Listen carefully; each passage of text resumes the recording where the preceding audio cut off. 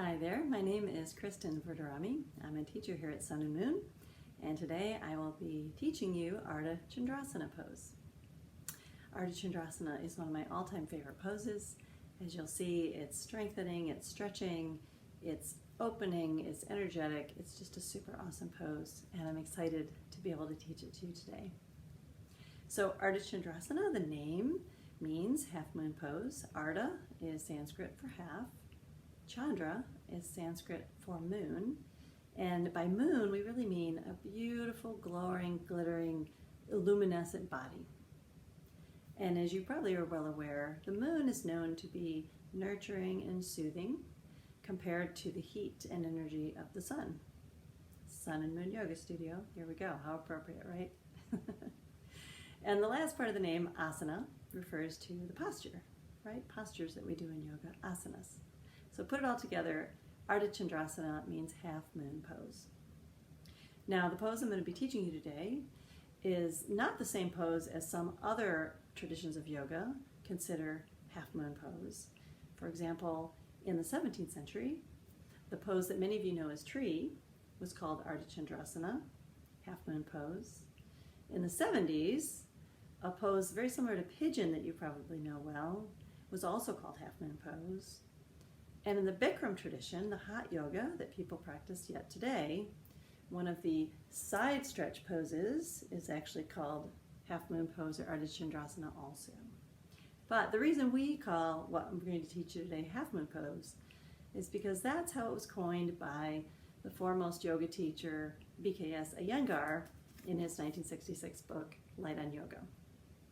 So we are following what Iyengar described as half moon pose in today's lesson. So what are the benefits of this pose and why do I love it so much? Well, there's a lot of physical benefits to the pose. As you're going to see, we're going to be working a lot of parts of our body. We're going to be standing on one leg, so we're going to be stretching and utilizing the hamstrings, the glutes, and one of the largest muscles in our calf, called that if I pronounce it right, the gastrocnemius muscle, which is the outer muscle of the calf, as compared to the soleus muscle, which is underneath that muscle. We're also going to be utilizing the core, as well as the arms as we're stretching up and opening. So we're using a lot of muscles in this pose, stretching some of them and really strengthening some of them at the same time. Also, the pose is very much an opening pose, as you will see, and that's one of the parts that I really do love the most about it. We'll be opening our neck and shoulders and chest. We'll be opening up our hips and really stretching nice and wide open. And that's a really fun, really comforting feeling. And it can give you a lot of energy as well. And that leads to some of the non-physical benefits. When you really do focus in a yoga pose like you will in this one, especially when you use your breathing along with it, really helps you to focus your mind and everything right in the present, right? So that you're not focused on the stressors of the day, you're not focused on other things. You're really just focusing on your mind, your body, and your breath, and that is yoga. And this pose really helps you to do that. So it's a pose known for relieving fatigue and relieving stress and giving you the energetic feeling you get from having such a wide open pose. So let's learn Ardha Chandrasana. So come on up to your mat. And start by standing, facing the short end of your mat. Grab a block in your hand. And if you don't have a block in your house or wherever you are, then maybe a big book or something you can lean on. I've even done it leaning on a chair or leaning on a wall somewhere. Anything you can kind of lean on, even on your couch, would probably work, to be honest. But I'm going to show it with a block today, but again, you can use a lot of different things to prop yourself up on. So your foot would go facing the end of the mat. Now, depending on your skeletal structure as we get into this pose, most people do the pose with their foot straight facing the end of the mat, right? Perpendicular to the end and parallel to the sides of the mat. My skeleton structure is such that I tilt my toes in just a tiny bit, but experiment here and see what might work for you. So one foot out in front, whichever foot you like. I'll start today with my right foot.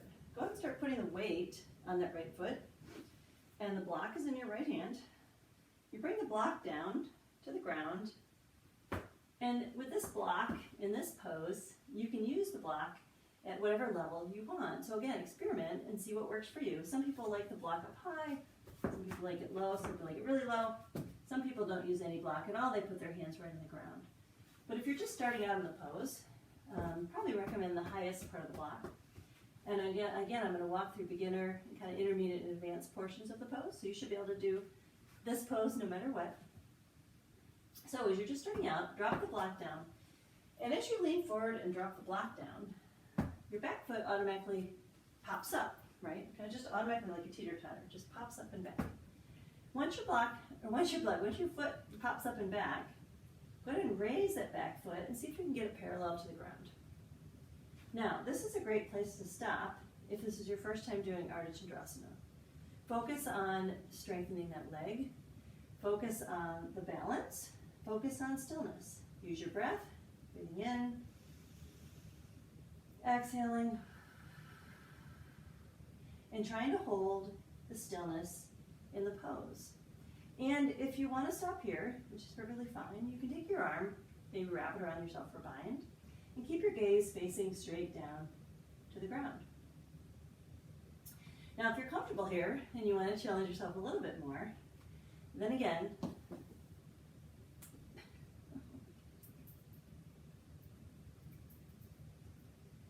if you want to challenge yourself just a little bit more here, go ahead and open those hips up as if you're leaning against a wall. In fact, one great way to practice this is to do it up against a wall so that the plane of your body is flat against the wall.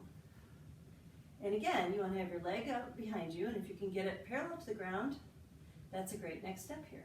Go ahead and flex your foot, point your toes, whichever way you like.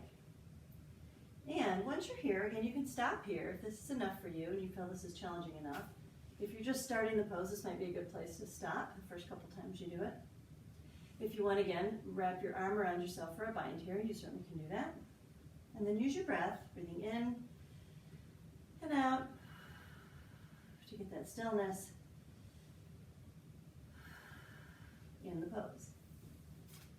Now, one thing to think about when you're in the pose is that your arm in the front is really just meant to be for balance. You're not really supposed to be putting any weight on that front hand. All the weight's supposed to be on this leg. And as we talked about, and as I'm sure you're already feeling, you're working your hamstrings, you're working that outer muscle of your calf, you're working your glutes, and you're working your core. And so what I'd like you to think about, next time I go down into this, and maybe go up a little higher this time, really focus on opening that hip, okay? If you're going to be flat against a wall, which is kind of our goal, to be a flat plane against a wall, again, if you practice against the wall, you'll know for sure, but either way, you need to really focus on opening that hip. So let's try it again. Again, starting out with a block in your hand. Again, whatever level you want the block to be, experiment and see what works good for you. And drop that block down. It shouldn't be in line with your foot, it should be a little bit outside your foot. And again, your back foot pops up. If you want to raise your foot up, try and see if you can get it parallel to the ground, this is a great place to stop. If this is your first time, as I said. If you want to keep going, you open that hip as I just said, so that you're parallel in one plane, if you keep your balance, all against the front of your body. Now, this is a good place to stop too, but if you want to go further, raise your hand up to the ceiling. Now you can see what I mean, an open pose, right? Everything is open here. Your arms are open, your shoulders are open. Really reach that hand up and even kind of tilt that shoulder a little bit back to open that chest even more. Push on that arm on the bottom to really open that chest. Again, the front arm is really for balance. Shouldn't be needing to hold it there to hold yourself up. And if you want to keep going, use your gaze to follow all the way up to your hand. Ardha Chandrasana. As you can feel, you're using your leg big time. You're balancing, you're focusing on your balancing. And again, take nice deep breaths. And try to hold the pose. And find the stillness. Easier said than done, right? Exhale and bring that leg down. Turn your back straight to the end of your mat And go ahead and stand up and just kind of stretch out. Let those legs relax. And we're going to do the other side. All right, now I have the block in my left hand, and then we're going to put the weight on our left foot. So again, putting the weight, shifting the weight to that left foot, dropping that block down. Again, not in line with my foot, but a little bit further out to the side, a little bit diagonal there. Foot pops up automatically. You can stop here, wrapping your arm around for a bind and gaze focusing at the mat. Or you can turn your gaze out, start turning to the side so that you're not looking at the bottom, which challenges your balance. Raise that foot parallel to the ground. Again, flexing your foot, pointing your toes, whichever way you'd like to do. And if you want to raise that arm up to the ceiling, go for it. Again, opening the shoulders, opening the hips so that you're really straight plane on that front of the body. And then if you want to go the rest of the way, you can look up to that hand. Ardha Chandrasana. Focus on opening that shoulder, opening the chest. Hips are opening, foot is flexed, so all of your body is working here. Arm is strong, hands nice and spread at the top. We never have lazy yoga hands. We always have active yoga hands. So spread those fingers. Stretch, stretch, stretch. Open, open, open. And breathe. Nice deep breaths. Trying to find the stillness in the pose. And when you're ready, on an exhale, bring that arm down, bring your foot down, circle more toward the front, and push yourself up. Shake your legs out. So that is Ardha Chandrasana. Now we'll finish tonight with a mudra, the Chandra mudra. Take your hands and place your palms together, facing up, and bring your thumbs together. It's the shape of the moon here, right? This is the Chandra mudra. As I said, moon is meant to be soothing, it's meant to be nurturing, it's meant to be calming.